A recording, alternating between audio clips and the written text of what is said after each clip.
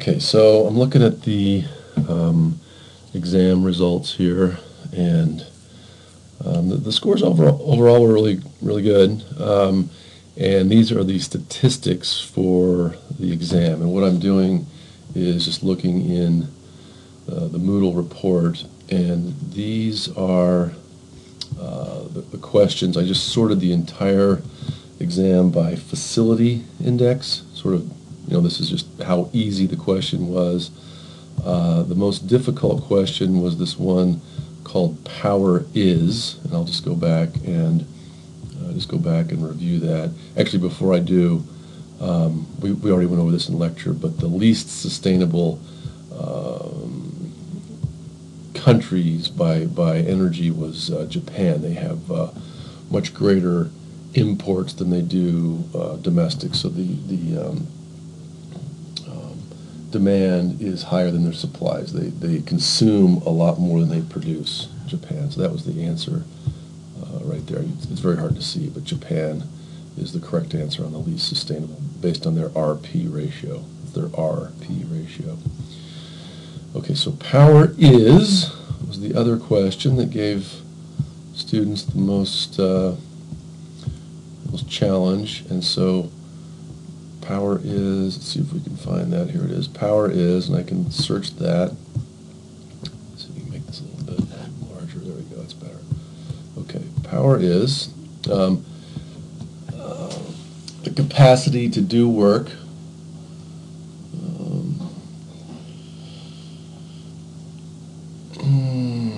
Gosh, now I'm looking at that. You know what? I think oh man, I might have to give some extra credit on that one, because energy is the capacity to do work, technically. Power is defined as mass times length squared over time cubed. Absolutely. Power is the rate at which energy is converted from one form to another. Absolutely. The rate at which work is done. That's correct. Measured in watts. Oh, there we go. So yeah, the correct answer is accept the capacity to do work. The capacity to do work is the definition of energy. Okay, there you go. Actually, perfect. I got such a good question. I tricked myself there for a little bit. Okay, so submit all and finish. And yeah, the right answer is all others except the capacity to do work. So if that gave you trouble, you can see it just gave me a little bit of an issue there. Just so talk that one out, think it through, and away we go. Least sustainable we just did. Forms of solar. Let's take a look at that one. Forms of solar. All the following are considered either direct or indirect forms of solar energy except. Now, hydro, that's obviously the result of evaporation of water. Wind is from thermal gradients. Geothermal, the sun does heat the Earth's surface a little bit, but geothermal is typically thought of as energy that's hot beneath the surface, from emanating, radiating from the Earth's core, or just from the fact that the Earth's temperature does not change very quickly. Wave energy is the result of wind, which is again a result of thermal gradients. Oil came from plants being eaten by animals, so the only one there is geothermal. That's a good question. So you can see that the so-called discriminative efficiency, I want to look this up a little bit, because this question had the lowest, second lowest, discriminative efficiency, and I want to look that up really quick here, so let's find that.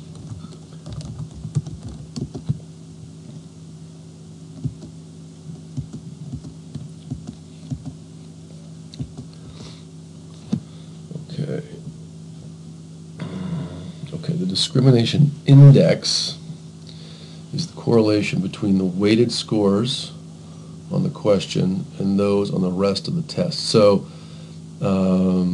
all of the questions were weighted the same. It indicates how effective the question is at sorting out all the students. So this one was not very efficient. It should have been weighted higher, is really what we're saying. It should have been weighted higher in order to do a better job of discriminating. The other one that had a low discrimination index, let's go down here, energy unit.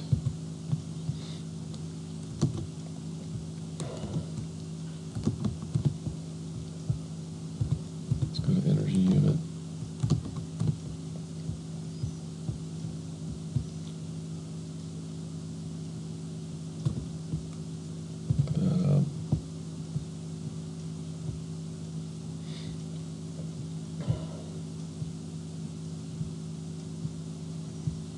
So let's give this one an attempt.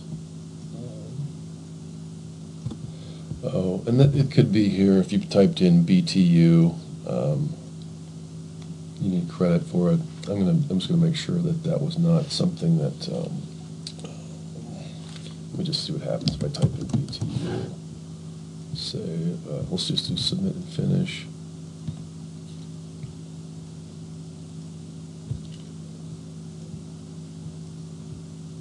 Well, I got it right, and BTU should also be acceptable. So yeah, so I got a 1. Response summary, right answer, BTU. That should have come out correct too. So if you missed that one for some reason, let me know. But that's the definition of a BTU. British thermal unit, 1 pound of water, 1 degree Fahrenheit. Okay, what other questions gave you trouble? Fundamental solar, kilowatt. Let's do fundamental solar too.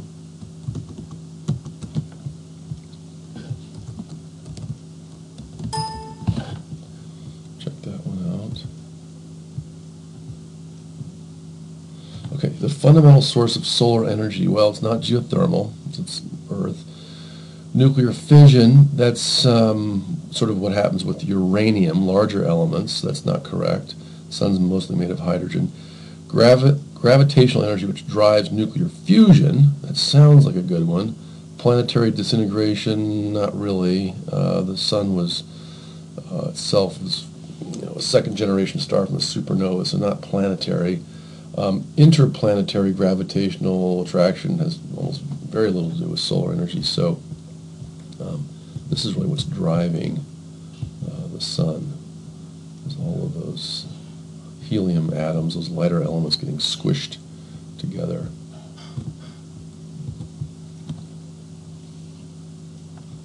Yeah. So there it is, gravitational energy. Okay. Driving nuclear fusion. Ton of coal. Yeah, this is important. Actually, let's look at kilowatt first. Here's kilowatt. A kilowatt is equal. So a watt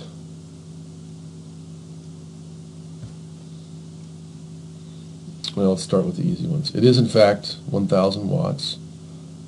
It is, in fact, 1,000 joules per second.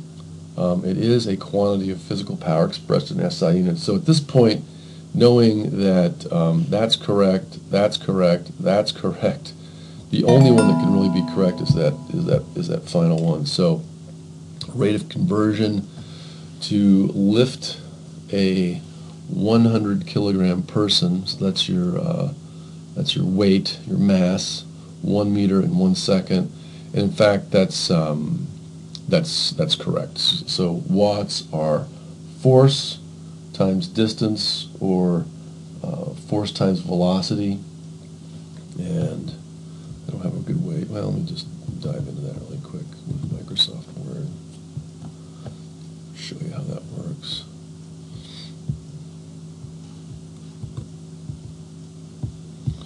Okay, so 1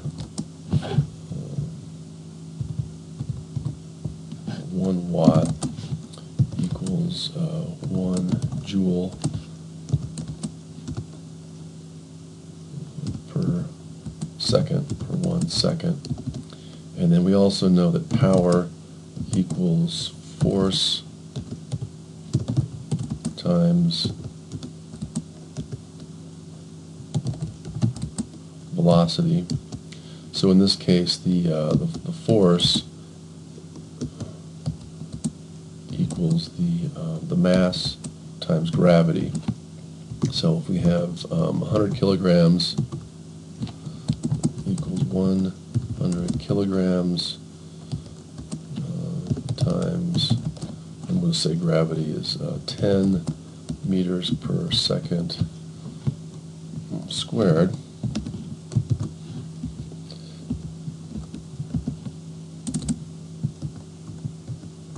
Equals 1,000 newtons. That's the force, and then if we know the velocity equals 1 meter per second, then we know that the power equals copy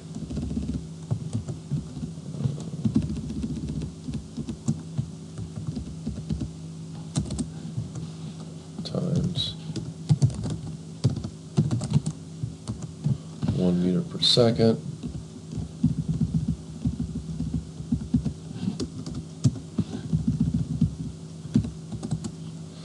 equals 1,000, and then a newton, let's see, so newton meters per second, well, I'll just say, I just write it that way, newton newton meters per second. And in fact, that is the another definition of the watt is 1,000 newton meters per second. And when we get to chapter 4, we will dive into this in a little bit more detail. So you could have gotten this question just purely based on logic, or if you were familiar enough with freshman level physics, you could knock this one out too. So that's that one. Now let's go into the ton. We'll do 2 more and then we'll wrap it up here. Ton. Okay.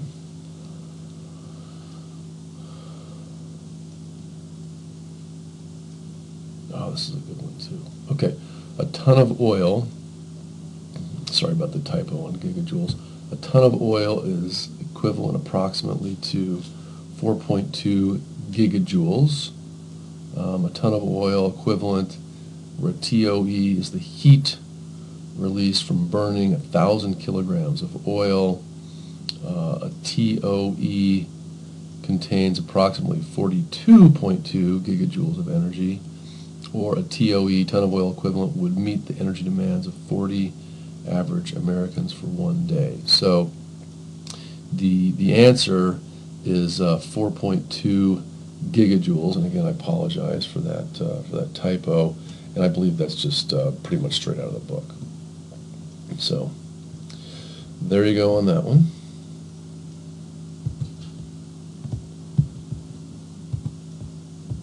Then a ton of coal. This is the last one we're going to do. A ton of coal.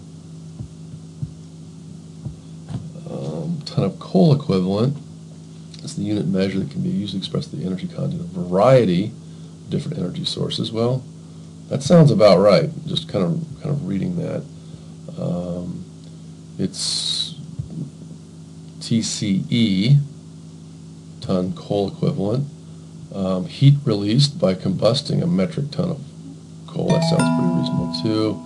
Agreed to be equal to 28 gigajoules in the convention used by Boyle. And as it turns out, all of those are in fact correct. All right, well, anyway, I think everyone did pretty well overall on the exam, so I'm happy moving forward, and I look forward to the next one. So thanks a lot, and we'll see you in class.